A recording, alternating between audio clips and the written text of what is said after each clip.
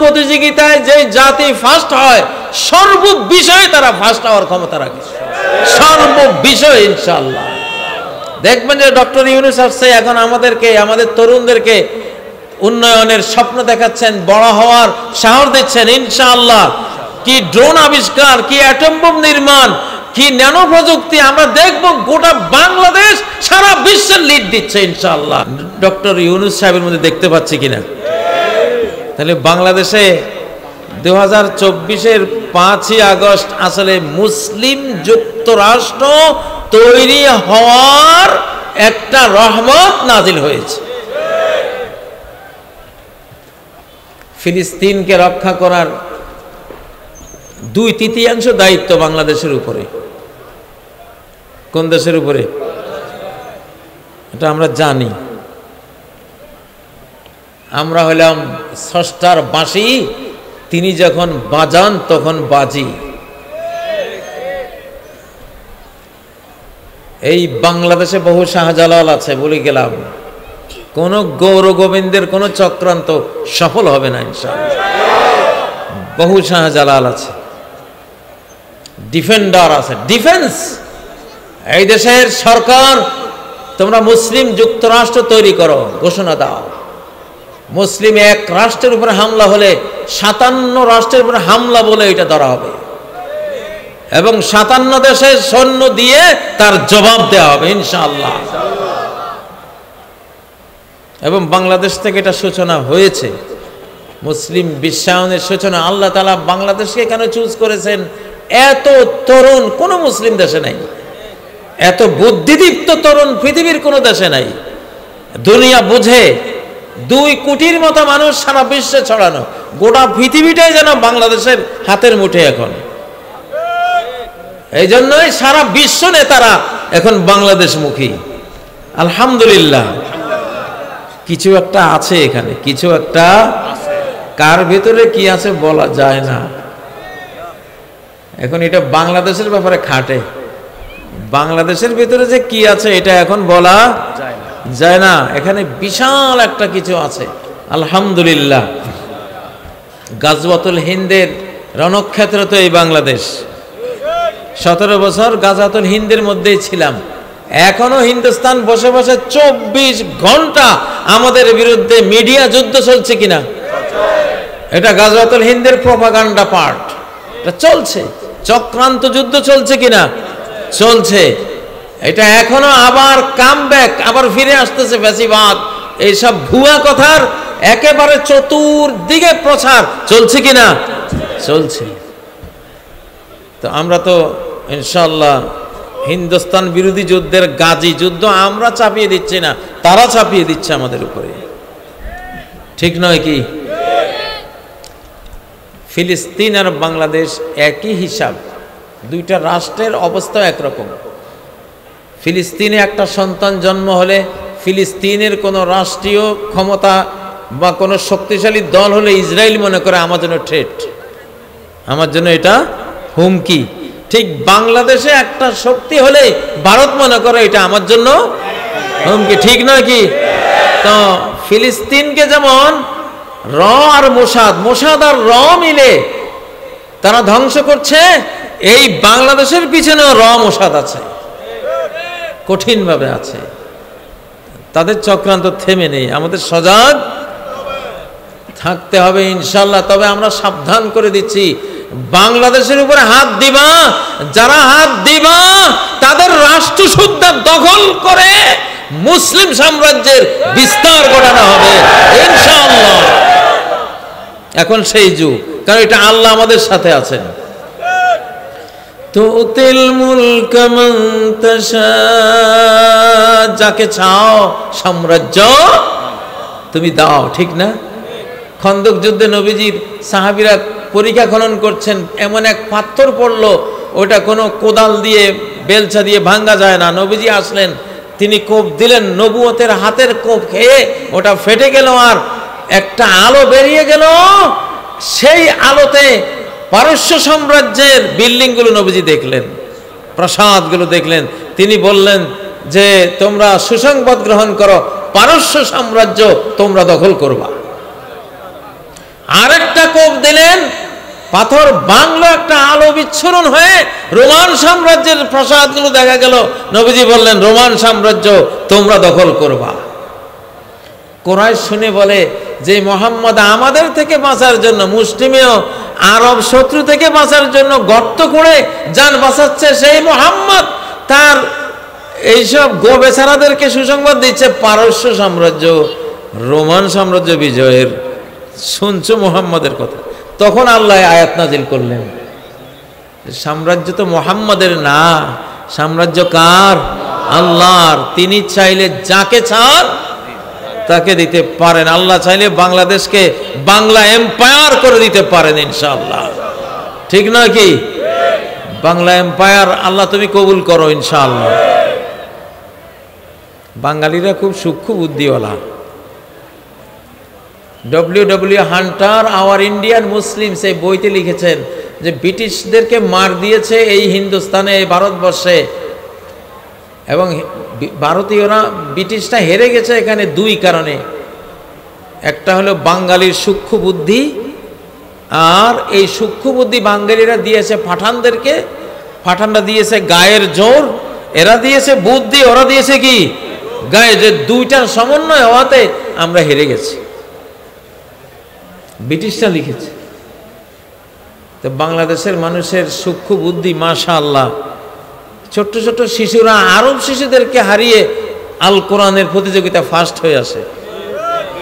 ছোটখাটো বিষয় না, কোরআন প্রতিযোগিতায় যে জাতি ফার্স্ট হয় সর্ব বিষয়ে তারা ফার্স্ট হওয়ার ক্ষমতা রাখে, সর্ব বিষয় ইনশাআল্লাহ। দেখবেন যে ডক্টর ইউনূস আসছে এখন আমাদেরকে, আমাদের তরুণদেরকে উন্নয়নের স্বপ্ন দেখাচ্ছেন, বড় হওয়ার সাহস দিচ্ছেন ইনশাআল্লাহ। কি ড্রোন আবিষ্কার, কি অ্যাটম বোম নির্মাণ, কি ন্যানো প্রযুক্তি, আমরা দেখব গোটা বাংলাদেশ সারা বিশ্বের লিড দিচ্ছে ইনশাআল্লাহ। সেই ব্রেইনে বাংলাদেশে আছে। মার্কিন মূল্যকে এক বাংলাদেশি বিজ্ঞানী, তিনি ক্লাস নেন, মাসে বেতন তার 2 কোটি। নাসা বিজ্ঞানীর অনেকজন আছে বাঙালি, আমাদের বাংলাদেশি। আমেরিকার ক্ষেপণাস্ত্রের ডিজাইন তৈরিকারী বাংলাদেশি। সারা বিশ্ব থেকে যদি বাংলাদেশ তার সন্তানদেরকে আনে, বাংলাদেশ এক রাতেই পরাশক্তিতে পরিণত হবে। এইরকম মেধা বাংলাদেশে আছে আলহামদুলিল্লাহ। বাংলাদেশের দিকে এই জন্যই সারা বিশ্বের দৃষ্টি পড়েছে, এমনি পড়ে নাই। প্রিয় ভাইয়েরা, তো এখন আমাদের ঐক্যবদ্ধ হওয়া চাই। আমাদের কি হওয়া চাই? ঐক্যবদ্ধ হওয়া চাই। গোটা বাংলাদেশ একটা শীষে ঢালা প্রাচীরের মতো হব। গোটা বাংলাদেশ ডক্টর ইউনূসের নেতৃত্বে আমরা ঐক্যবদ্ধ। ডক্টর ইউনূস 4-5 বছর ক্ষমতায় থাকবেন ইনশাআল্লাহ। এর আগে আমরা আর কোনো নির্বাচন শুনতেও চাই না, দেখতেও চাই না, কোনো দরকার নাই। আর আমি বললে বাকি, না বললে বাকি, এটা চলে গেছে। 5ই আগস্ট এইসব দুর্নীতিবাজের নির্বাচন, এটা রহিত হয়ে গেছে, আকাশ থেকে রহিতকরণ হয়ে গেছে। এগুলি আর আসবে না ইনশাআল্লাহ। ওই যে কামব্যাক করবে, এটা হবে না। অনেকেই আবারও দুর্নীতি করার জন্য নির্বাচন জিকির করছেন, আবার মুখে জঙ্গিবাদের কথা বলছেন, জঙ্গিবাদের ভুয়া মার্কেটিং করতেছেন। 40 কোটি মানুষের 80 কোটি জুতা তোমাদের গালে মারবো ইনশাআল্লাহ। জঙ্গিবাদকে লাথি মারি আমরা। জঙ্গিদের তারা যারা মায়ের কোলে শিশুকে হত্যা করে বোমা মেরে, তারা জঙ্গিবাদী। যারা রিফিউজি, ইহুদিরা ফিলিস্তিনের রিফিউজি, তারা হিটলারের মার খেয়ে পৃথিবীর কোথাও কেউ জায়গা দেয় না। ব্রিটিশরা জানে যে এই জাতি যদি ব্রিটেনে জায়গা দেয়, ব্রিটেনের অবস্থা জার্মানির মতো করে ফেলবে। আমেরিকানরা জানে এদেরকে যদি আমেরিকা জায়গা দেয়, আমেরিকার অবস্থা হিটলারের জার্মানির মতো শেষ করে ফেলবে। তো এদেরকে ফেলবো কই? মুসলমানদের গায়ের উপরে ফেলবো। এগুলি মুসলমানগুলির যন্ত্রণা দেখ। সেই ষড়যন্ত্র করে রিফিউজিগুলিকে এনে ফিলিস্তিনে বসিয়ে সেই রিফিউজিরা আদিবাসীদেরকে উৎখাত করে বোমা মেরে এখন সেখানে মহাপ্রলয় ঘটাচ্ছে। ইনশাআল্লাহ তোমাদেরকে আমরা বিদায় ঘন্টা বাজাবো। আমরা জেগে উঠেছি ইনশাআল্লাহ। আমাদের মুসলিম যুক্তরাষ্ট্র জন্ম হয়ে গেছে আমি মনে করি। আমাদের বাংলাদেশের বর্গ কিলোমিটার কত? 4,17,00,000 প্লাস। বাংলাদেশ কত বড়? বাংলাদেশের সীমানা, এটা যদি মুসলিম জাহানের অংশ হয়, মুসলিম জাহানের সীমানা হলো 4,17,00,000 প্লাস বর্গ কিলোমিটার। পৃথিবীর কোন সাম্রাজ্যের এত বড় সীমানা নাই, এত বড় বিস্তীর্ণ ভূমি নাই, মুসলিমদের আছে। সামনে 7 মহাদেশ জড়ো হবে ইনশাআল্লাহ। প্রিয় ভাইয়েরা, তবে এই মুসলিম যুক্তরাষ্ট্র তৈরি করব আমরা ঈমান দিয়ে। কি দিয়ে? লা ইলাহা ইল্লাল্লাহ দিয়ে। এখন নেতানিয়াহুরা বোমা মারছে লা ইলাহা ইল্লাল্লাহর উপরে, কালেমার উপরে বোমা মেরে কোনো লাভ নাই। কালেমার পাওয়ার কত?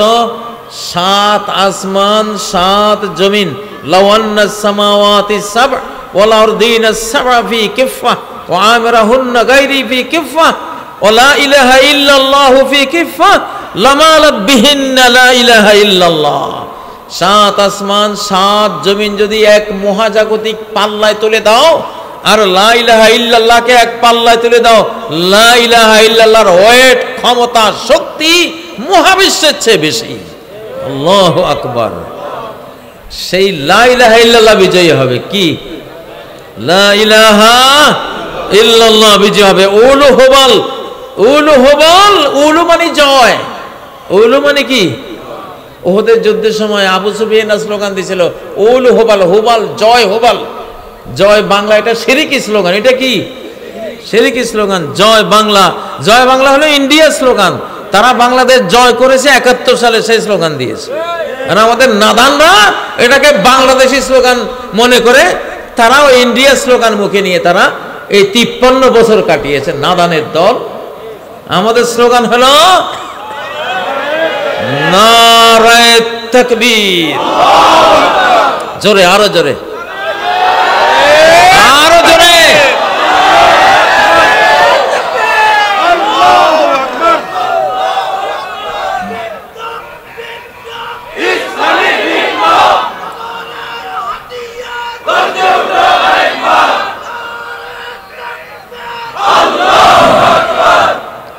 সুলতান সালাহউদ্দিন আইয়ুবী ক্রুশের যুদ্ধের সময় শেষ রাতে ঘুরতেন সৈন্য বেরাকে, আনাচে কানাচে ঘুরতেন।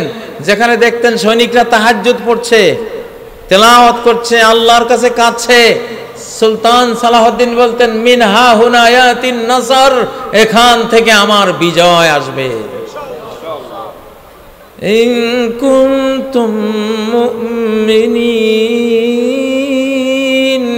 যদি ঈমান থাকে বিজয়ী হবেই তোমরা।